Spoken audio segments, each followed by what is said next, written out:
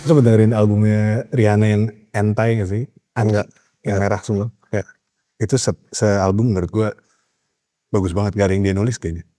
Mungkin dia nulis yang rame-ramean gitu ada ya. Menurut gue kalau bukan dia kayaknya gak akan jadi album yang sebagus itu. Karena pemilihan lagunya ya dia yang call-nya di dia kan. Berarti dia produsernya banyak dong? Iya, multi. Yang ada Tame Impalanya. Anjing. Nah di album itu. Iya. Itu album itu pecah banget sih. Gue belum dengerin lagi. Kayak itu album dia terakhir sih. Lupa gue. Tapi kayak maksud gue kayak ngeliat si Kevin Parker ya, dia bisa dari bener-bener band garage gitu, terus bisa sama Rihanna, saya Dua Lipa, Lady Gaga tuh gue kayak anjing sih ini orang trajektorinya gila sih. Dan seru gitu, makin seru. Iya. Lu kalau maksud gue kayak pertama kali lu nge-produce yang lu ngerasa jadi batu loncatan lu itu waktu lu nge-produce apa? Maksud gue dari yang lo menanya kayak ini jadi apa ya? Gue produser nih gitu. Iya, yang ngebawa lo dari bawah ke atas tuh pas mana?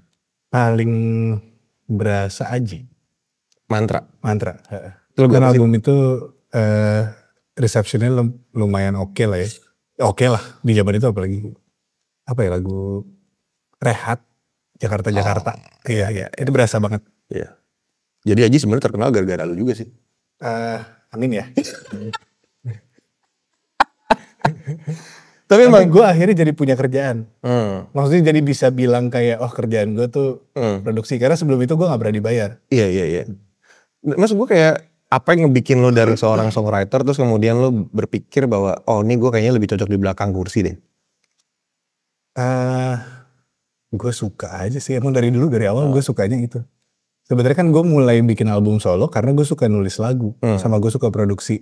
Maksudnya gue suka, bokap gue dulu punya studio di rumah gitu. Terus dia emang sewain lah buat teman-temannya gitu. Ya ada beberapa yang bukan teman juga tapi kebanyakan musik rohani gitu. Nah gue tuh operator di situ. Dari gue kecil. Jadi gue ngeliatin si operatornya, terus gue suka banget cara dia kayak bisa ngerekam ini, bisa ngerekam itu.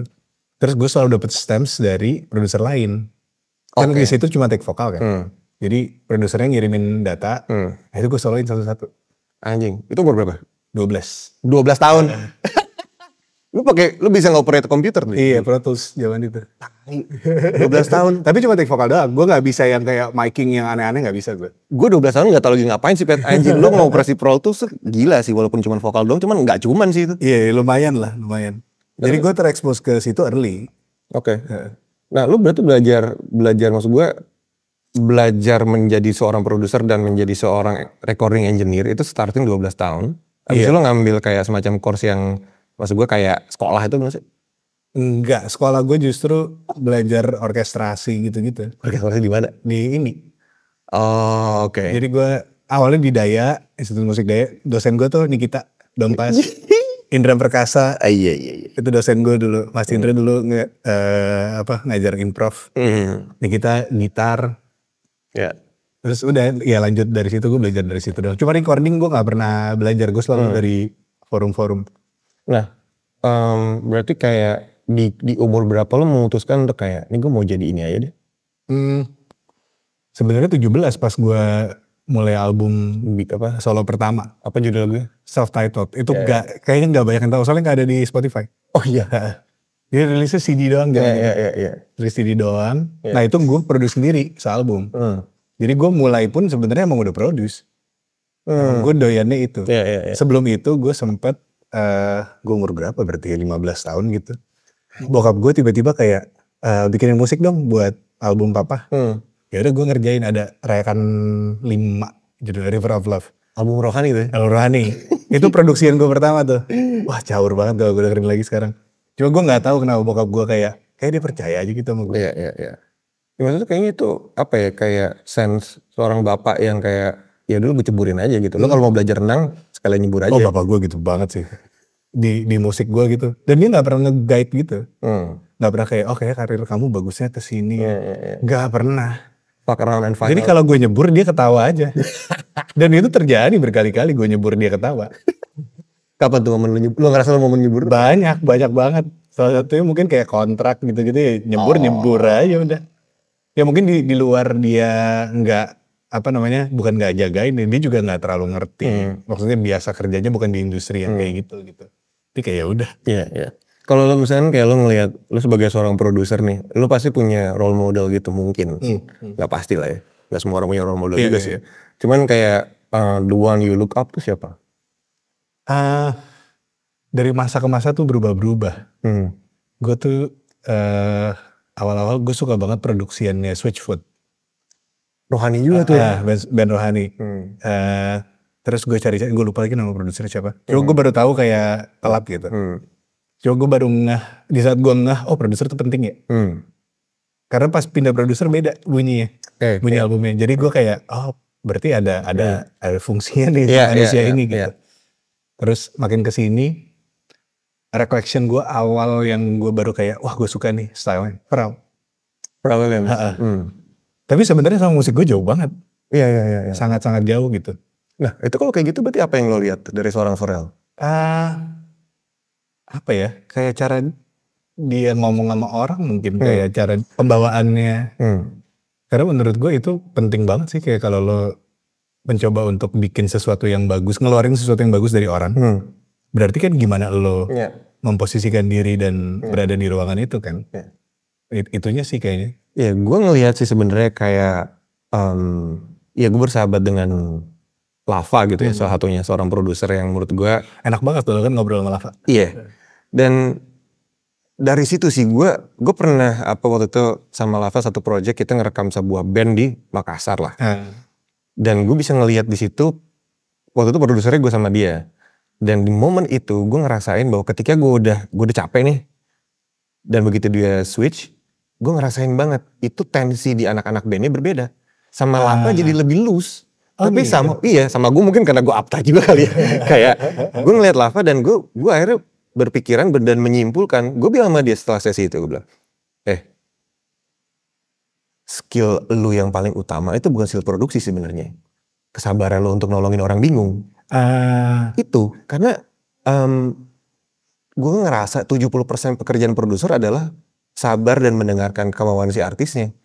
Dan bukan kayak menjadi seorang yang fully technical gitu. Iya gak sih? Dan gue ngeliat lu juga kan, kita berapa produksi bareng gitu. Dan lu tuh asertif banget gitu Pat. Maksud gue kayak, gue bisa nyanyi, terus gue ngeliat orang nyanyi depan lo rekam.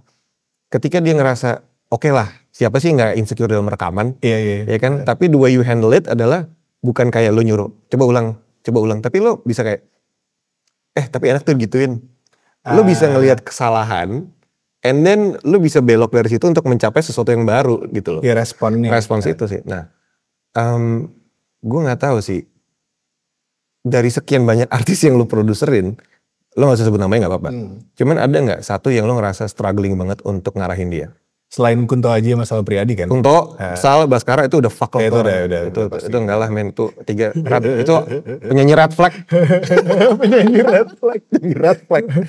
Nah, ada nggak maksud gue? Banyak. Tapi gue kan cukup selektif dalam project lah ya. Jadi dan gue selalu denger kata hati gue lah, kayak gut feeling. Gut feeling. Nah kalau gut feeling gue udah enggak dari awal, gue enggak.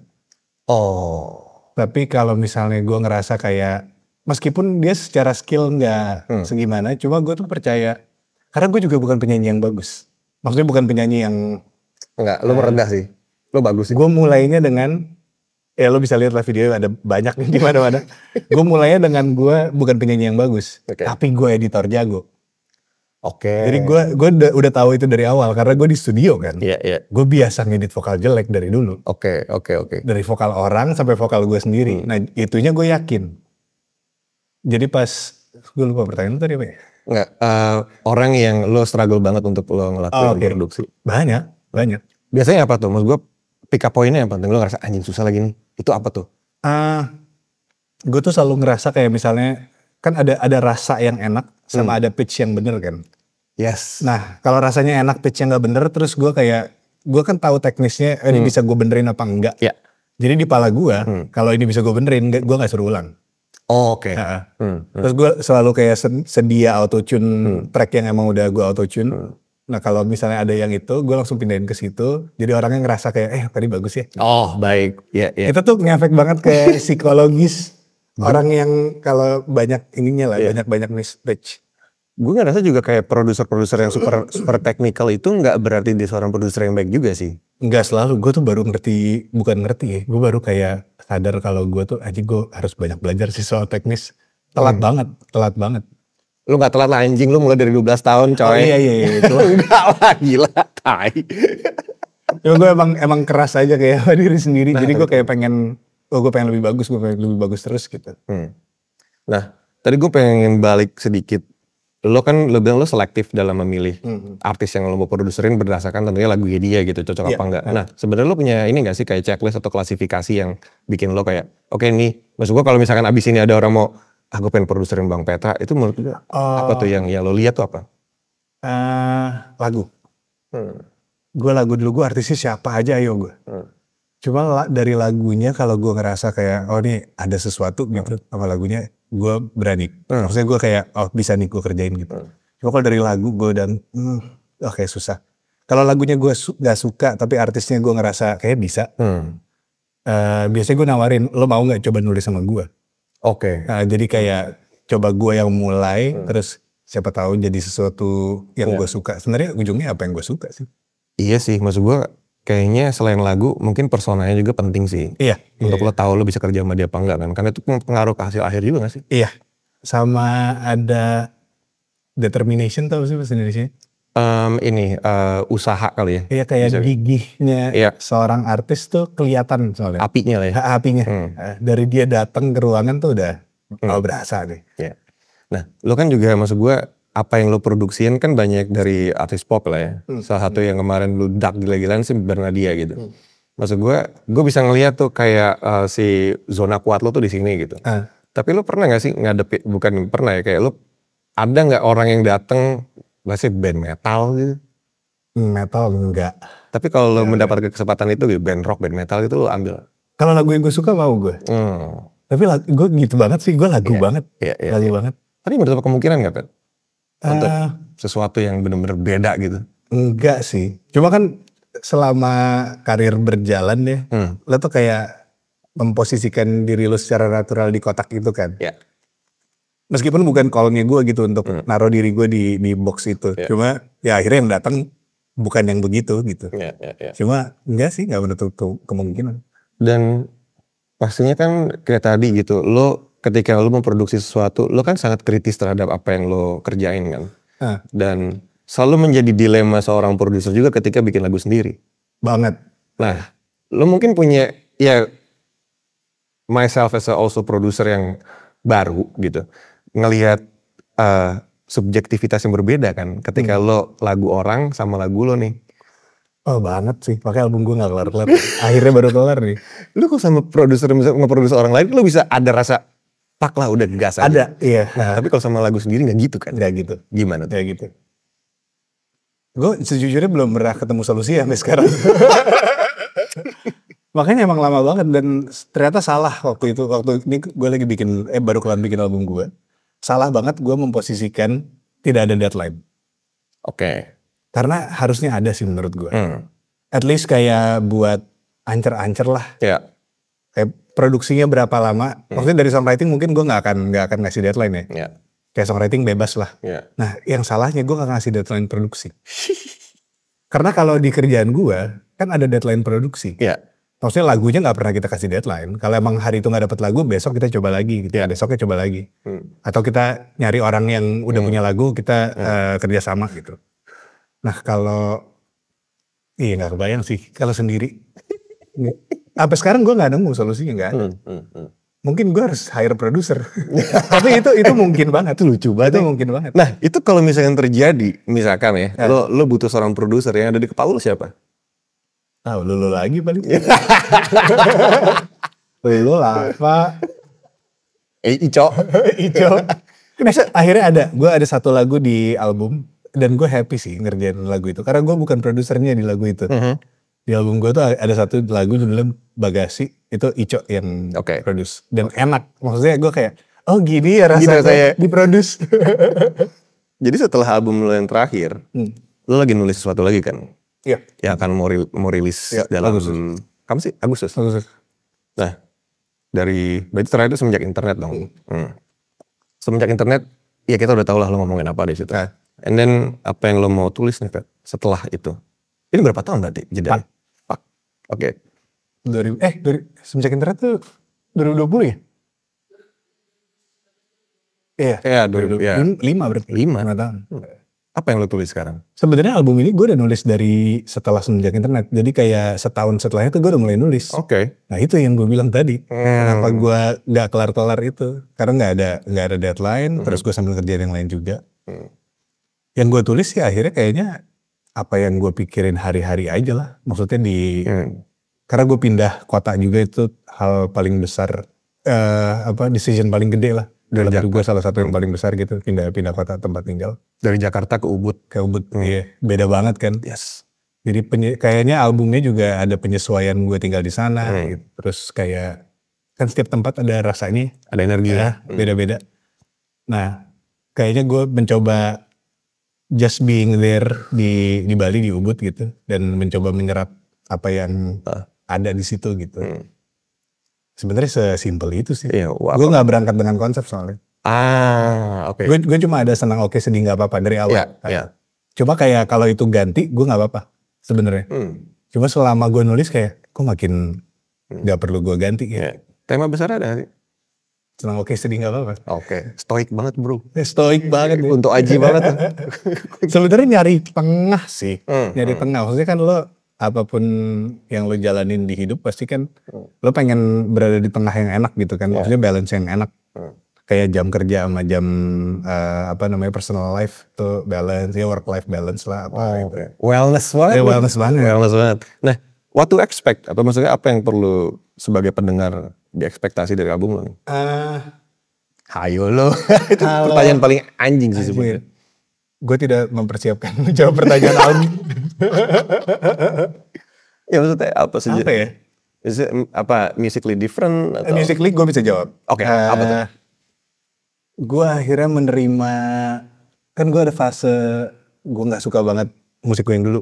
Album 1, album 2. Oh ya? Gue sempet kayak, ini banget. Tapi memang zaman itu hitungannya teenage pop lah ya. Maksudnya gue umur 17 tahun mulai masuk industri. Jadi gue kayak merasa, gue kayak bisa ngebagi chapter lah gitu. Itu chapter teenage pop gue, terus sekarang ya apa yang gue bikin sekarang beda gitu. Nah coba kan tetap nempel ya. Iya. Tetap nempel gitu.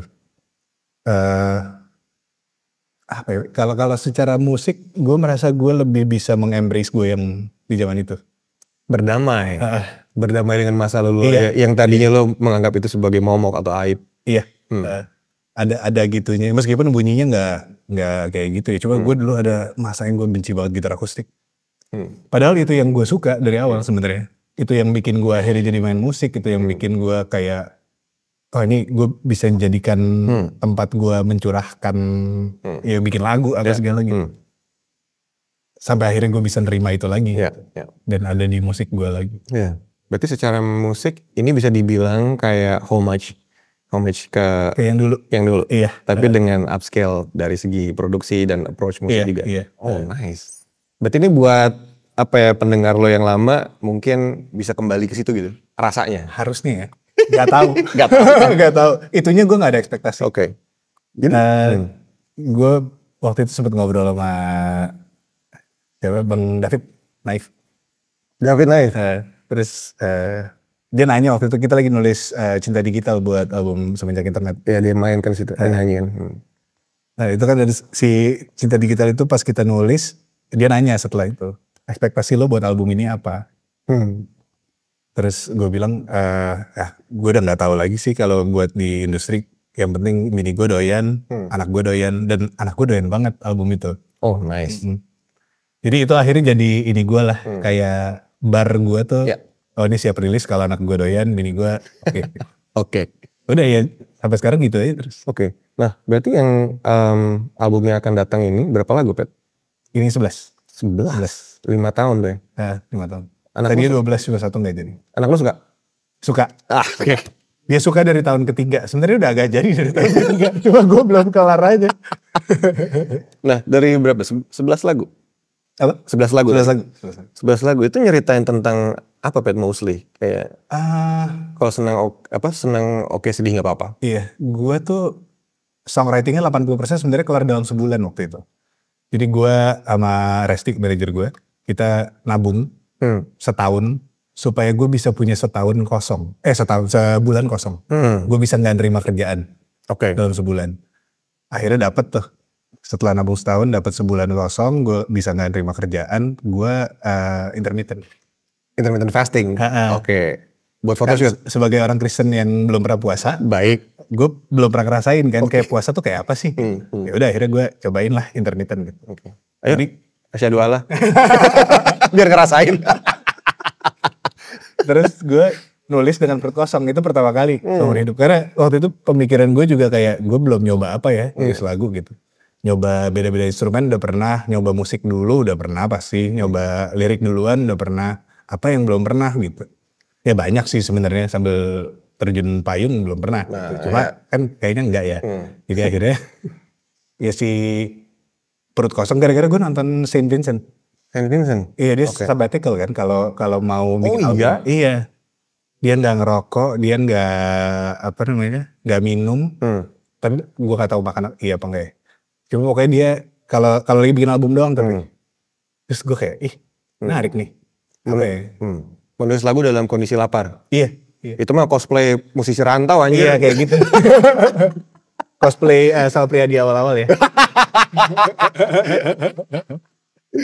Iya. Tapi Sal juga salah satu yang musisi yang dari menulis lagu kelaparan bagus, menulis lagu pada saat kenyang juga bagus. Bagus juga, iya. Lumayan. Oke lah. Dan tapi lu nge-produce dia juga sih? Ada album kemarin. Kita usahakan rumah itu sama apa tuh lagi? Sementara kita mesra-mesraannya. Apa itu judulnya? Mesra-mesraannya kecil-kecilan dulu ya. Dia salah satu yang aneh dan oke sih. Nah, aneh dan oke. Biasanya itu nggak bareng kan? Iya. Cuma buat dia itu. Iya, aneh nggak apa-apa, oke nggak apa-apa. Iya. Nah ini berarti di album yang terakhir ini yang akan rilis akan rilisnya kapan? Agustus 8. 8 Agustus. Oke. Berarti ini video kita rilis tanggal 9 Agustus aja, Dan. Lama anjing. Nah, ini berarti lo sebagai produser, lo memproduksi semuanya sendiri.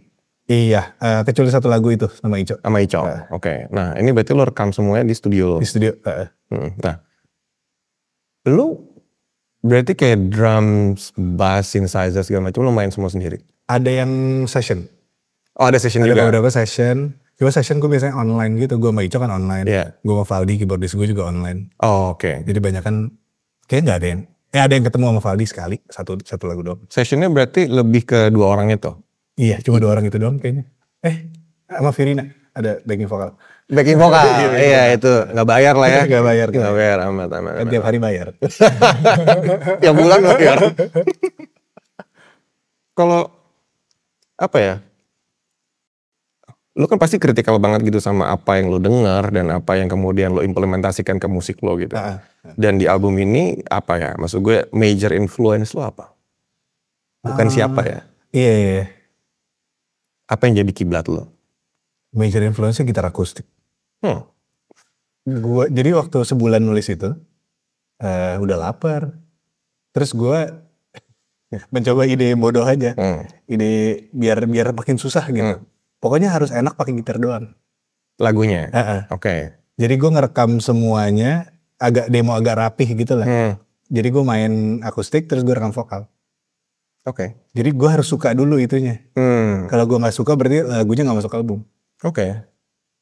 Mulainya dengan itu. Kalau dari segi kalau dari segi sound gitu ada gak sih, maksud gue kayak lo pengen preference lo ke soundnya si ini nih siapa tuh? Ada gak? Album ini tuh rada folky gitu sih rasanya. Siapa ya? Gue gak kepikiran nama lagi. Siapa cewek yang main gitar tuh? Yang tuningannya Enda Widya Stuti. Iya itu juga. Anda Andresa. Siapa?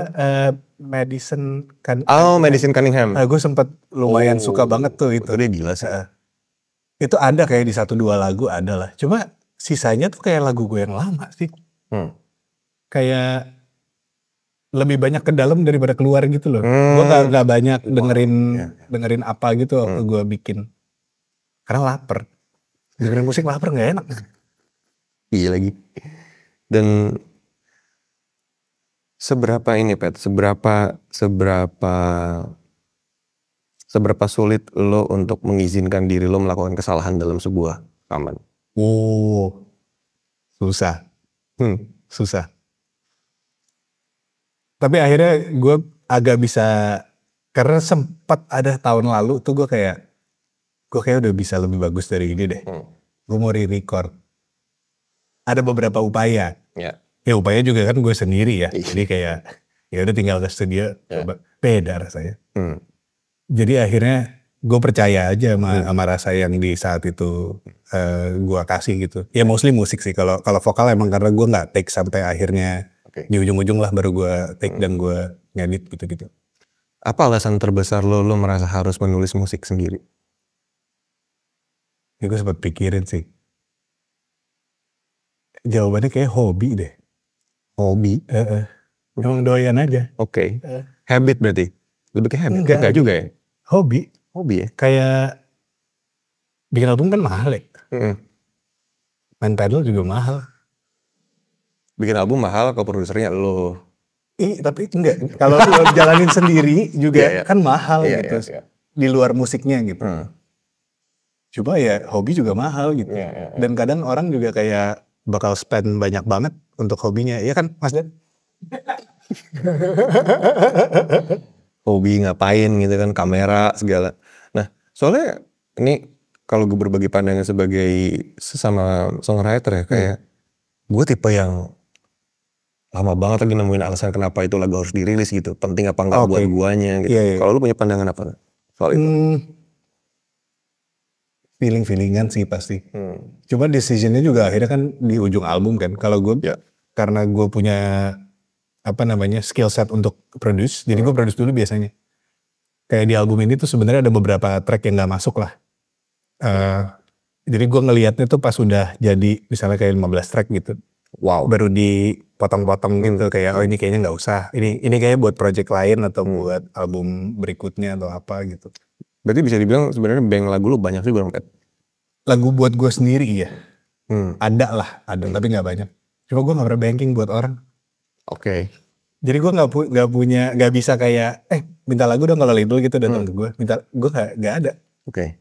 Nah berarti biasanya nih, ini kalau gue geser dikit ke POV lo sebagai seorang produser untuk orang lain ya. Kayak biasanya orang datang ke lo, contoh yang paling konkretnya aja deh, Bernadia gitu misalkan.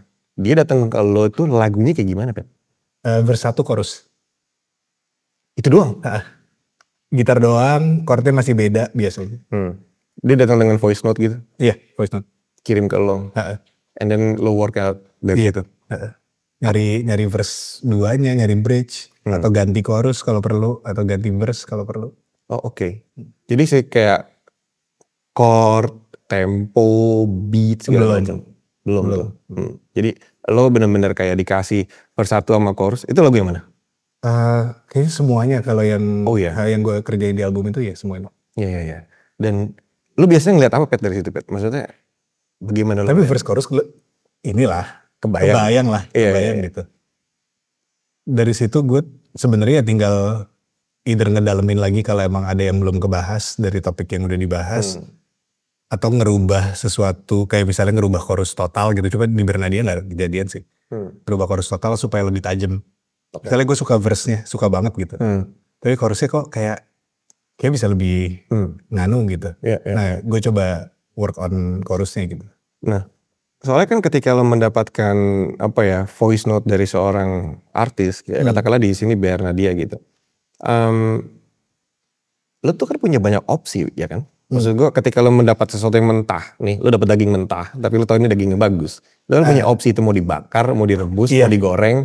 Nah opsi keputusan apa yang membuat lo memilih opsi tertentu? Ngobrol. Harus gitu. Gak ada lagi. Harus ngobrol. Dari obrolan tuh baru ketahuan gitu. Kayak mau kesini gitu.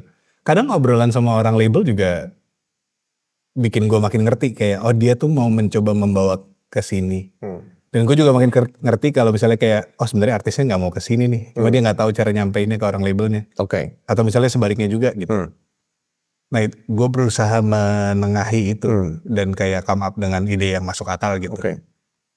Kalau si Bernardi gue ngerasanya kan itu sebenarnya musiknya sangat sangat sederhana. Tapi in a way itu kena banget lagi ke banyak orang.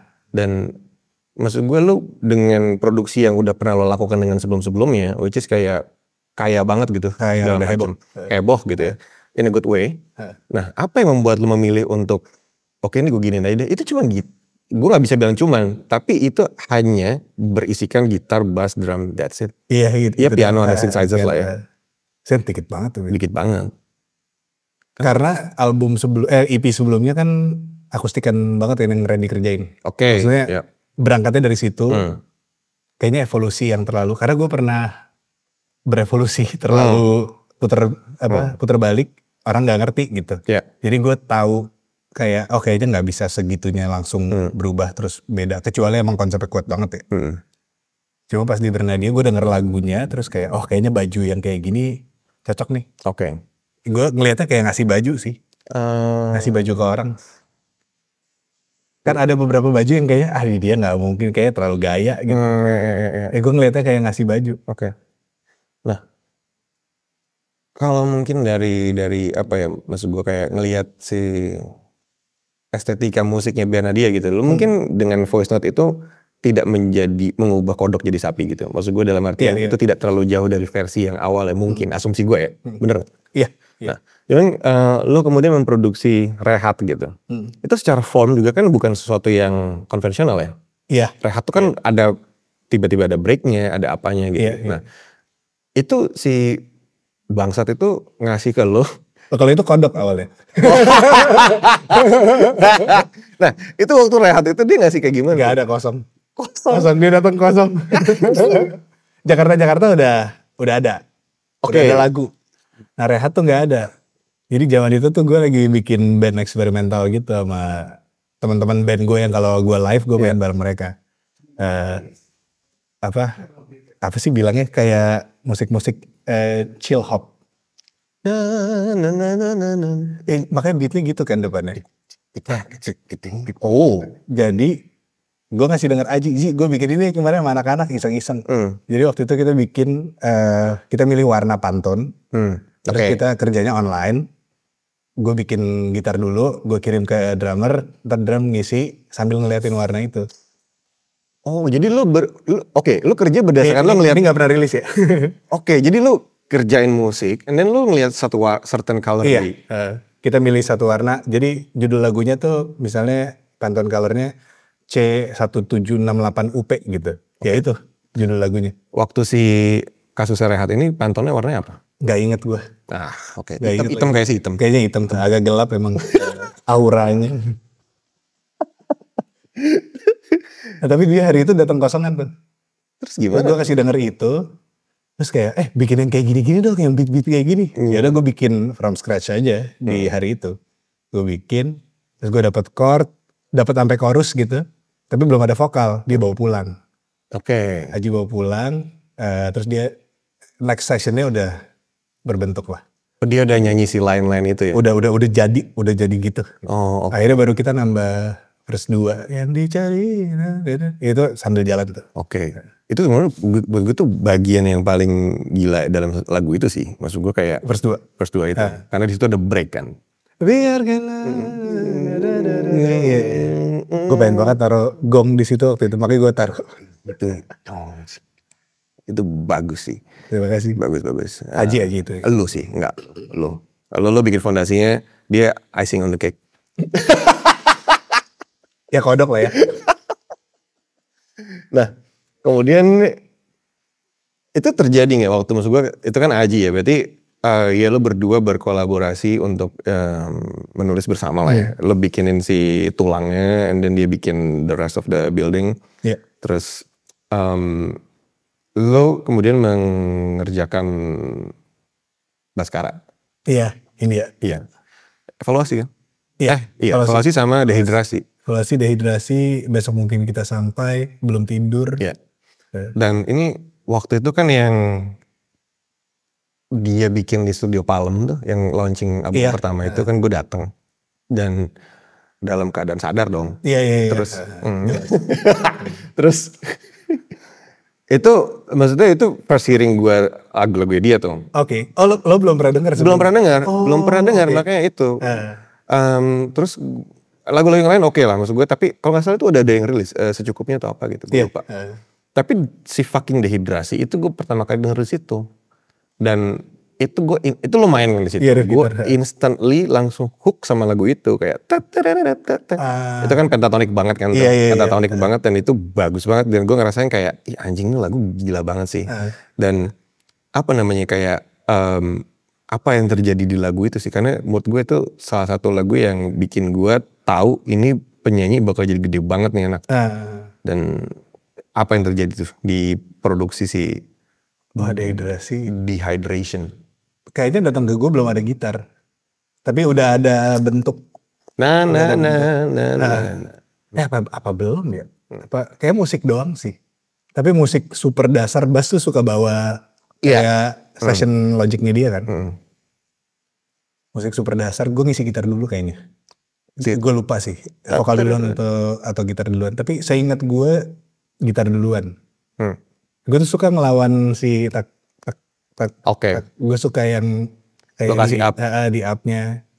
Ya. Dari dulu tuh gue suka, gue notice itu gitu. Cuma di lagu itu spesifik, kayaknya emang pas lagi dapet nada bagus aja.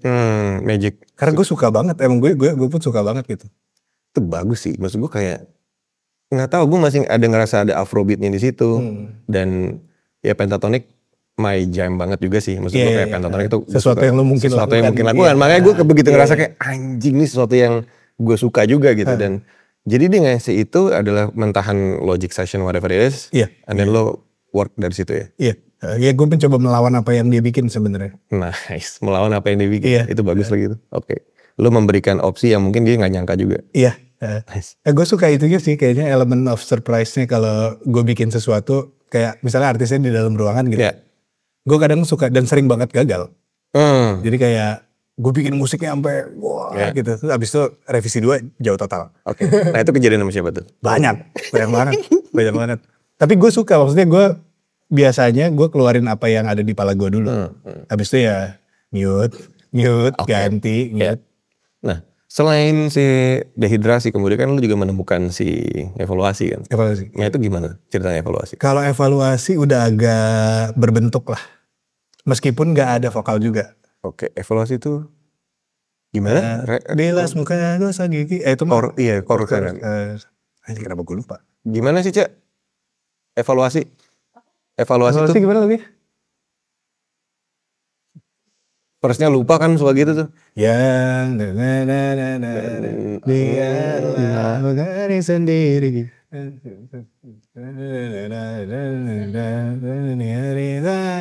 Masalah yang. Iya. Nah itu musik jadi duluan. Oke. Gak ada vokal, tapi udah sampai habis ya. Jadi beneran musik nggak berubah dari gue bikin musik belum ada vokal, gue kirim ke dia ngisi di atasnya. Boom. Nah itu pure dia sih. Iya. Jadi lo lagi-lagi lo membuat tulangnya. Iya. Sama kurang lebih sama kayak Aji gitu ya. Iya kayak gitu. Nah bass tapi datang ke gue dengan judul lagu. Album 1 tuh judulnya udah ada semua dari awal. Oh ya. Walaupun belum ada lirik dan belum ada Gak ada apa-apa. Tapi judulnya udah ada. Oke. Itu lucu juga sih. Lucu sih ya. Gue belum pernah ngelakuin sih, cobain. Jadi nemuin judulnya dulu instead of lagunya ya? Iya. Jadi tapi emang anak itu punya sensibilitas membuat tema besar dulu sih ya? Iya. Selalu gitu kan, dan it works. Lalu, ini kita ngebahas orang-orang yang ada di grup WhatsApp kita aja sih. Iya boleh. Ya, kemudian ada siapa lagi? Ada Sal Priadi. Berarti si mesra-mesraannya kecil-kecilan dulu. Oke. Kayaknya dia agak aneh sih. Dia emang aneh. Iya, emang aneh. Dia ngasih denger gue lagu itu dalam kondisi sangat sadar. Di depan rumah di garasi. Garasi rumah dia. Garasi rumah gue. Garasi rumah lo. Enggak, sebelah. Kan kosong waktu itu. Oh anjing. Masih kosong. Dia pakai gitar? Dia gitaran. Terus gue hampir nangis tuh. Oh iya? Gue denger lagu itu pertama kali. Terus gue bilang, Sami lagu bagus banget sih. Gue yang ngerjain ya. Sudah ya, tapi gak dikerjain sampai berapa bulan kemudian. Standar. Lama. Dan dia waktu itu berarti memperdengarkan lo langsung. Langsung. Dan lo ngerasain energi itu gitu. Dengan segala kebercandaannya ya. Maksudnya bukan, dia waktu itu gak bawain lagu itu secara serius. Cuma anak itu kan kalau udah stage mode emang rada gitu kan. Kayak switch. Beda gitu. Memutuskan untuk going in certain direction untuk aransemennya. Dari sebuah dia nyanyi di garasi pakai gitar, and then kemudian jadi bentuk yang kayak sekarang ada piano segala macam. Itu apa yang lo lihat? Sejujurnya kalau Sal 2 lagu itu, gue nggak mikir banyak. Gue kayak apa yang natural buat gue ya untuk gue lakukan di lagu-lagunya dia gitu. Karena menurut gue si lirik terus personanya dia udah kental banget. Kalau gue ngasih musik yang rada gimana ya jelasin ya? Ya. Kalau rada aneh atau rada kayak over, kayaknya akan malah dianya nggak kelihatan gitu. Meskipun nggak mungkin ya dia nggak kelihatan. Nggak mungkin. Ya. Tapi di saat itu gue pikirnya gitu, apapun yang natural buat gue lah. Dan lagunya calls for apa gitu. Lagunya tuh kayak manggil gue untuk ya udah gitar akustik, elektrik clean aja, terus piano-pianoan agak manis gitu. Karena suaranya dia tidak manis kan. Iya, parau dia. In a good way ya. Iya, in a good way. Tidak manis, in a good way juga ya. Jadi gue ngerasa kalau musiknya manis kayak lucu. Kalau dia dengan serak-seraknya, dengan pembawaannya gitu. Ya. Dan itu sih yang gue pikirin. Tadi menarik sih yang lo bilang begitu lo dengerin lagu itu dimainin sama dia, dan lo bilang kayak gue dong yang produce. Gitu. Ada nggak lagu yang udah jadi yang lo denger dan lo berharap lo yang produce? Bisa luar negeri, bisa dalam negeri. Sejujurnya Terbuang Dalam Waktu iya lagi. Itu salah satu lagu favorit gue. Serius lah. Ya. Terima kasih lo. Gue tersanjung. Bagus, lagu itu bagus kayak gila. Nah ini menarik, ini simulasi aja nih ya. Dengan Terbuang Dalam Waktu yang sekarang, apa yang bakal lo ubah dari situ? Gue akan mute banyak hal. Oke, apa? Gak tahu, belum tahu. Gue harus lihat steps dulu.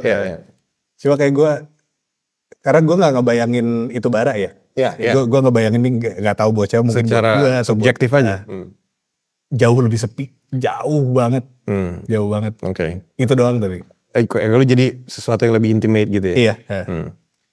Actually kayak 4 hari 5 hari lalu gue bikin sama anak-anak bikin Terbuang Dalam Waktu versi piano doang. Oh itu mantap sih pasti. Iya, kayak akan keluar untuk sebuah film. Gila. Nanti mantap. Semoga ya. Tapi gimana cara lo mendapatkan gimana cara lo melihat intimasi dalam sebuah lagu, Pet?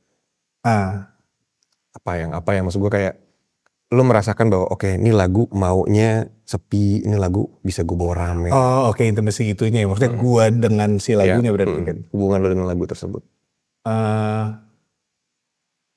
Jangan sotoy. Anjing, gimana tuh? Iya, kayak gue tuh sering sotoy. Oke. Ya, denger lagunya gue suka gitu. Sotoy, wah ini kalau dikinin asik nih. Ya. Tapi biasanya gue keluarin dulu. Sampai ada yang mungkin ada beberapa titik gue udah mulai bisa tahu lah kayak ini nggak usah gue keluarin. Emang nggak gini gitu. Soalnya kan ada gut feeling, ada otak yang kayak pengennya gimana gitu kan. Wah ini biar keren harus gini gitu. Makin lama gue produce makin tahu lah. Kayak oh ini yang gut feeling yang emang harus gue dengerin. Ini yang si otak pengen keren ini gitu. Oke. Apa ya wisdom word lo untuk kayak bilang enough is enough dalam sisi produksi kayak anjing. Deadline. Sangat tidak wise. Sangat tidak wise. Karena kan lo pasti ya sebagai pencipta lagu kan kita selalu kayak tambahin ini kali, tambahin. Adding things it's easier than cutting things. Iya. Gue akhirnya udah sampai di titik kalau gue nggak bisa denger, gue mute. Oke. Jadi kalau iya itu sih, kalau gue nggak bisa denger gue mute. Dan kan ada kan body gitar yang kayak LR, terus kayak lo ngerti kan? Mic-nya agak jauh, terus kayak ada ya itu. Nah, kalau gue nggak bisa denger, gue mute. Berarti itu nggak matters. Iya. Nah, menarik juga ya. Kalau maksud gue, lo punya ini nggak? Apa kayak rule of thumb yang kalau lo memproduksi sesuatu, lo punya sound andalan atau elemen andalan lo yang mesti ada nih dalam sebuah lagu. Either itu guitar parts, synthesizers, dan lain-lain. Gue tuh gak punya preset. Gak punya preset? Apapun. Oke. Piano gue gak punya. Kemarin gue mencoba lagi. Ini attempt gue keempat untuk bikin preset. Sehari nyerah. Anjing, kenapa? Gak suka aja. Soalnya gue kira-kira tahu kalau misalnya gue pengen sound apa, gue harus mencet apa. Predictable? Nggak, gue familiar dengan si si alat yang gue pakai. Gue dari 12 tahun juga itu lumayan ngefek sih ternyata. Jadi kayak gue punya ide apa, itu tuh gue langsung tahu. Oh, gue harus gini. Oh. Jadi gue nggak pakai preset. Gue ada preset kayak di gitar tuh gue ada preset cuma 2 gitu. Dua-duanya clean. Oh ya? Tapi gue udah tahu dari situ, oh ini kalau emang pengen rada trebly, ini rada rada bassnya agak gede gitu. Itu doang. Oke. Nah, gue juga ngerasain kayak putaran. Lu tuh punya ini lagi Pat. Gue selalu bisa denger di lagu lo yang diproduksi sama siapa-siapa. Lu tuh selalu punya putaran chord yang itu tuh. Oh, kalau itu mungkin. Karena gue gak terlalu mikirin. Itu sebenarnya kedengeran banget. Itu hal yang paling gue gak pikirin, chord. Nah, itu kadang-kadang si penciptanya nggak sadar gitu bahwa dia melakukan putaran yang familiar, yang diimplikasikan di karya yang berbeda-beda. Oh, itu gue nggak sadar karena gue nggak mikirin. Nggak tahu ya, misalkan kayak ini gue goblok-goblokan aja.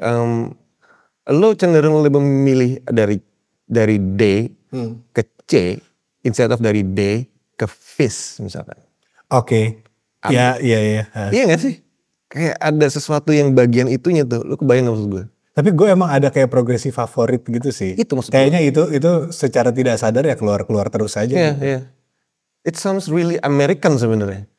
American iya. Karena gue banyak dengerin lagu Amerika dari dulu. Gue tuh nggak dengerin lagu Indonesia lama banget. Oh iya. Telat banget. Nah, berarti salah satu yang lo sejujurnya ya, gue dengerin lagu Indonesia pertama kali dan gue suka banget. Itu berbarengan mirip-mirip Typhoon. Yang benar. Serius, sama Tulus album 1. Serius loh. Itu gue baru kayak akhirnya ada musik Indonesia yang gue suka. Baik. Terima kasih. Gue suka. Soalnya produksi kan, maksudnya produksi gitu lah. Lanjut. Nah, kalau dari kayak influence besar lo dari American atau dari UK atau dari manapun lah selain dari Indonesia, itu siapa yang biasanya lo? Mayer lah. John Mayer. Mayer alasan gue main gitar sih. Oh ya? Sebenarnya sebelum Mayer tuh banyak kayak artis-artis gimana bilangnya, artis rohani tapi yang nggak secara eksplisit ngomongin itu gitu, nggak ngomongin agama secara eksplisit. Karena Christian music banyak banget yang kayak gitu di luar di zaman itu, ya kayak Switchfoot gitu-gitu. Ada satu juga yang gue suka banget, Stephen Curtis Chapman namanya. Itu dia biasanya bikin lagu buat gereja, tapi ada satu album judulnya All About Love. Itu tuh tentang kisah cintanya sama istrinya, sama anaknya. Itu gue suka banget album itu. Paling gede di hidup gue, Stephen Curtis Chapman sama John Mayer. Oh ya? Oke. Berangkatnya dari situ. Kalau dari segi produk, maksudnya dari segi produser, tadi kan lo ada bilang si Pharrell Williams. Dan kalau dari produser Indonesia, yang lo ngerasa kayak, ini bagus loh. Gue suka Mika. Mika Angelo? Angelo, gue suka. Dia bikin selain buat Overtunes, dia bikin buat? Banyak, Mika kerjain banyak. Siapa aja itu? Lava gue suka. Lava tuh selalu ada anehnya sih dia bikin. Ada quirknya gitu loh. Lava tuh punya sound yang apa ya? Gue suka kalau dia lagi dia banget. Iya lagi. Iya. Kan dia ada gitu, ada kayak certain, ya mungkin kayak di gue mungkin si progresi itu gitu. Iya. Jadi dia tuh ada juga, gue nggak bisa jelasin apanya sih. Bener. Cuma pas dia lagi jadi dia banget, gue kayak anjing ini bagus banget. Dan itu kalau gue ngerasa ya, kalau ngomongin Lava tuh kayak dia tuh keluar banget di misalnya ya of course di Danila gitu. Iya. Dia tiba-tiba bisa belok jebret gitu yang kayak ngentot ngapain anjing tiba-tiba belok ke situ gitu. Iya. Dan Iya, gue bisa ngeliatin itu sih, maksudnya kayak produser-produser yang punya warna, yang right away mungkin gue punya asumsi ini kayaknya lu deh yang ngerjain atau ini kayak Lava deh. Maksudnya terlepas dari gue kenal sama kalian berdua ya, tapi itu warna yang ada banget lagi. Kalau lu tuh gue ngeliatnya like sound wise selalu ada kelebaran di situ loh, ngerti gak lo? Kelebaran tuh wide-nya tuh dari segi apapun itu namanya chord, apapun itu putaran selalu ada kayak shimmering. Iya kan. Ada isian-isian. Ada isian yang kayak atas, tiba-tiba kebuka gitu jebret gitu. Kalau Lava, gitu. Nah iya. Dan somehow it's project dari personality lu juga sih. Maksud gue, lo kan terbuka sama banyak hal juga dan lo pendengar yang baik. Lava juga pendengar yang baik, cuman dia on the dark side lah. Bukan dark side artinya buruk ya, cuman itu dia lebih ke gloomy. Warnanya pun cenderung paletnya gelap gitu. Gelap yang gue suka tapi. Itu. Enrico gue suka juga. Enrico tapi gue bias lah karena gue sering kerja bareng berdua. Dan Enrico tuh menurut gue punya warna banget. Punya warna banget, ada banget. Dan kalau gue sama Enrico tuh kayak gimana ya?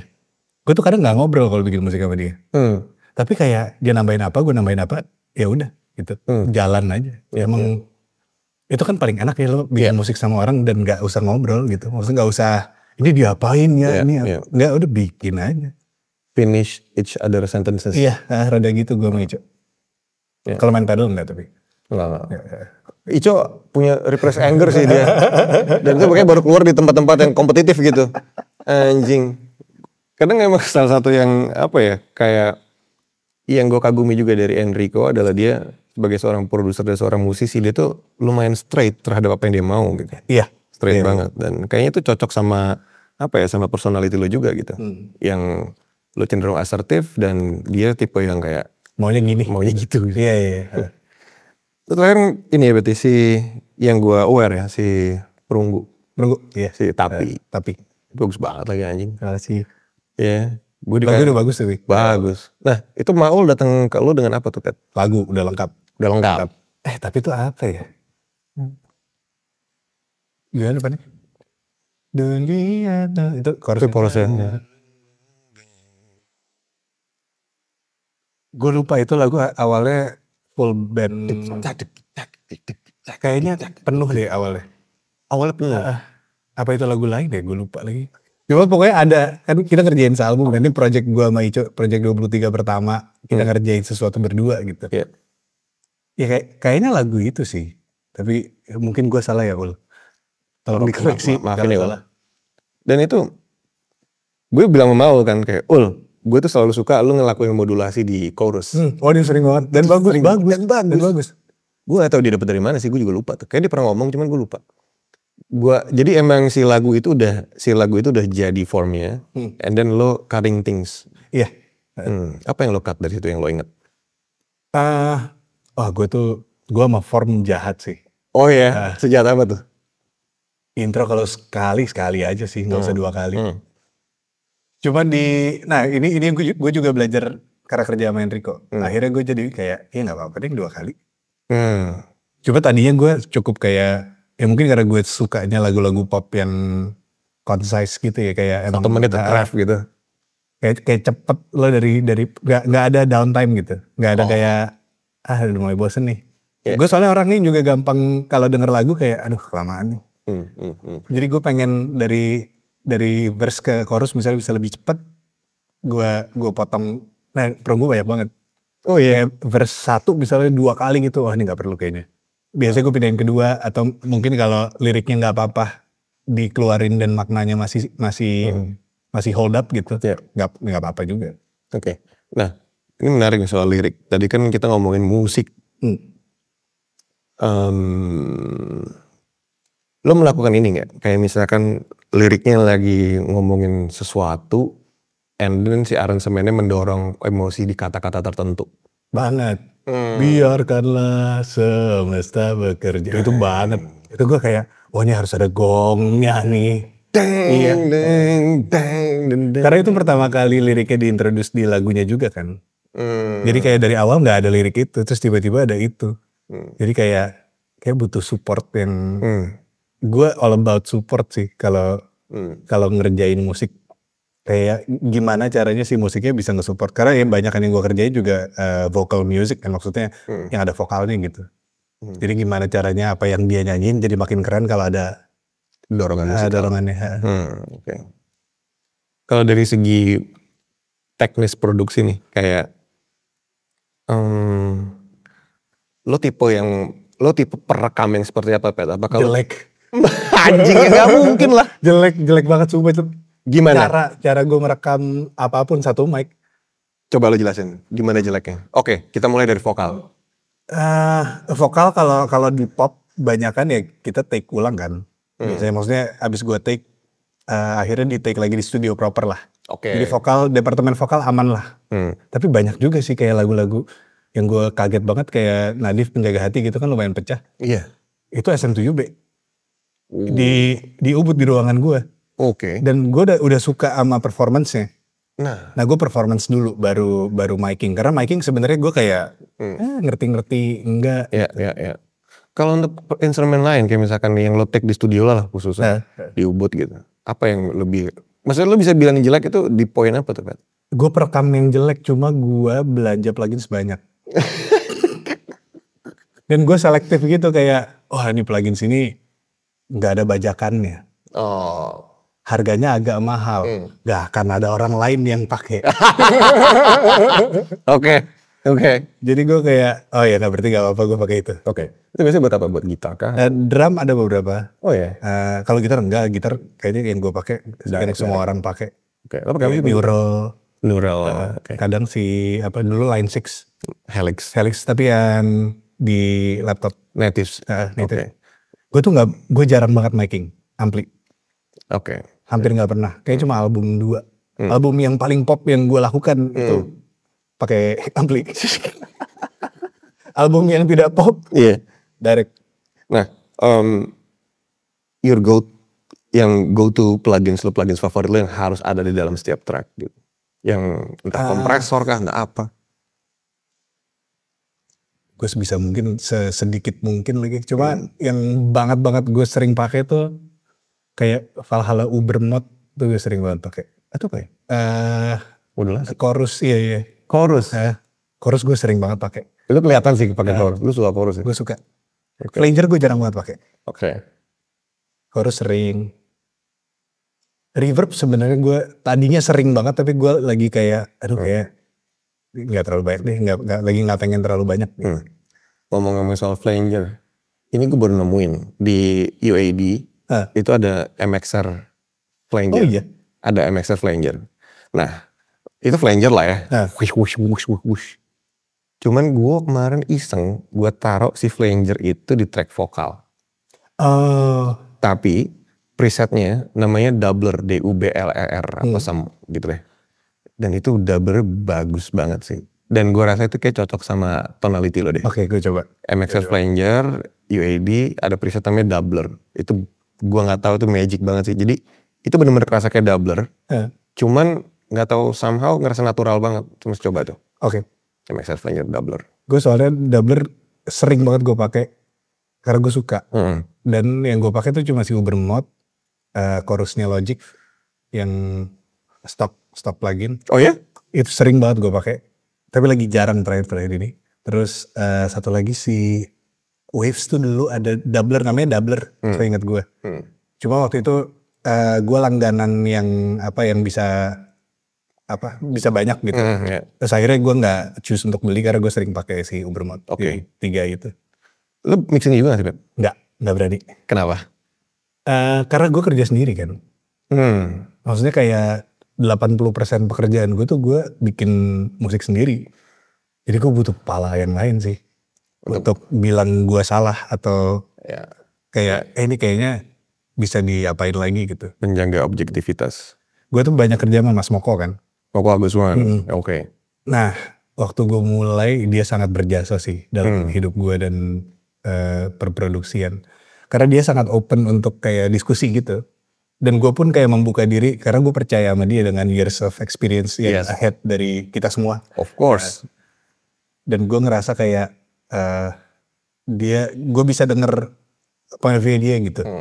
Makanya gue waktu itu sempat kayak di awal-awal gue baru mulai produksi, Gue ngirim sebelum dia mulai mixing, Mas Mok kasih tau gue dong apa yang bisa gue benerin di sini.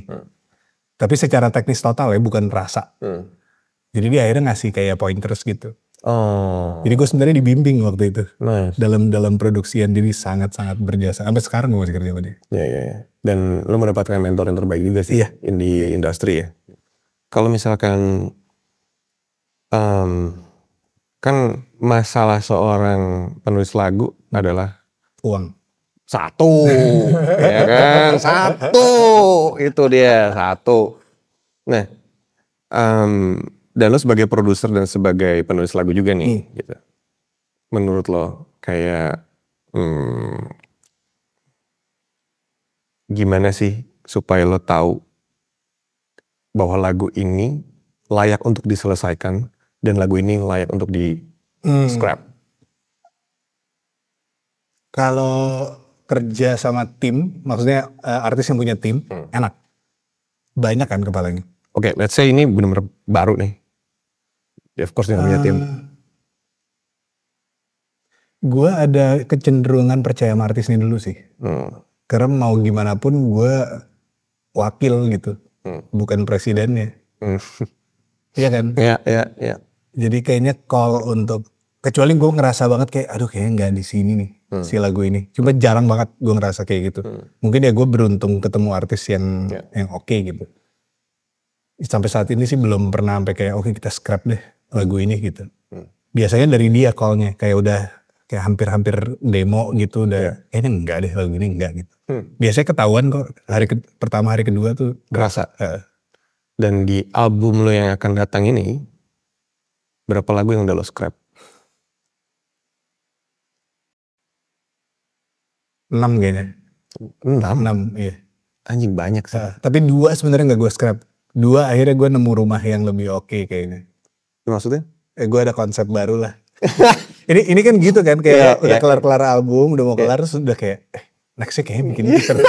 Terus biasanya nggak jadi. Iya. Jadi nggak tahu. Mungkin nggak jadi juga. Oke. Nah, apa ya kayak di album lo yang baru nih kayak lo sempat berpikir gak sih Pet? Ini soalnya selalu gue pikirin kayak album terakhir gue ini bisa jadi album terakhir gue nih. Let's say besok kita kenapa lah ya gitu. Lo punya mentality itu atau sudut pandang apa ketika lo menulis sebuah lagu untuk sebuah album gitu katakan? Apakah lo punya mentality, okay, this is just another album buat gue, atau ini bisa jadi karya terakhir gue, atau this is my magnum opus? Ekspektasi diri lo sendiri sih. Gue dulu kayak gitu. This is my magnum opus, mungkin besok gue udah nggak bikin apa gitu. Tapi akhirnya gue berhenti di ini yang terbaik yang bisa gue lakukan saat ini. Karena kalau gue mix antara learning proses sama bikin karya, nggak ada ujungnya sih. Ya meskipun lo tetap bisa berada di learning proses dalam pembuatan satu album ya. Misalnya 6 bulan gitu. Lo ngerjain satu album, ya itu learning prosesnya pasti jalan terus kan. Tapi kayak ya udah di saat itu gue bisanya itu terbaiknya, ya segitu gitu. Cuma gue enggak. Kalau dulu kayak, gue bisa lebih baik dari ini. Gue bisa, kayak itunya terlalu kenceng menurut gue. Sekarang itu ada mungkin kayak 10% gitu. Tapi sisanya kayak, ya ini gue udah terbaik yang gue bisa. Tapi nggak gue kurangin. Kayak ya udah di kayak 99-100 tuh udah situ ya. Kalau misalkan besok lo mati nih Pet. Terus pertanyaan ini makin real banget lagi anjing. Kalau misalkan besok lo mati nih. Itu bisa terjadi sama kita berdua. Dan lo tahu lo besok bakal mati. Dan lagu apa yang udah pernah lo tulis yang bisa lo bilang gue udah bangga banget bisa bikin lagu ini?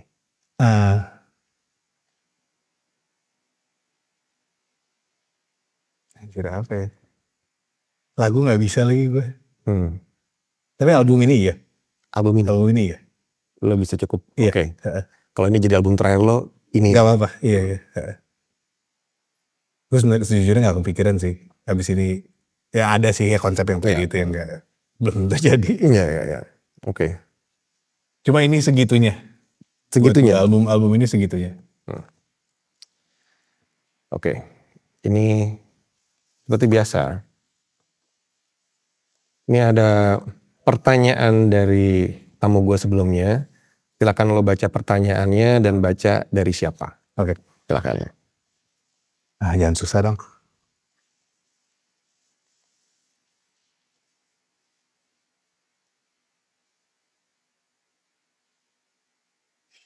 Lo tahu sedikit tentang banyak hal atau tahu banyak tentang sedikit hal? Dari Busboy. Tahu sedikit tentang banyak hal. Kenapa? Ya dalam segala hal sih, gue kayak tahu dikit-dikit aja gitu. Songwriting gue tahu dikit, produksi gue tahu dikit, nyanyi gue tahu dikit, main gitar tahu dikit gitu. Gue nggak pernah merasa gue kayak maestro dalam satu gue agak jack of all trades gitu. Kalau tiba-tiba kayak main drum nih hari ini, ayo gitu. Oke. Kayak emang ya ada sukanya dan emang bisa dikit-dikit gitu. Oke. Nah, ini silakan lo tulis untuk tamu gue selanjutnya. Apapun itu pertanyaannya. Silakan. Ini harusnya gue pikirin dari awal sih. Take your time. Yang lama banget waktu itu siapa ya? Ada lama banget, bingung deh. Lupa lagi. Siapa? Mas Stefan Santoso. Iya. Ini pasti musisi nggak? Nggak tahu ya? Nggak tahu. Tadi mau pertanyaan musik, nggak usah deh.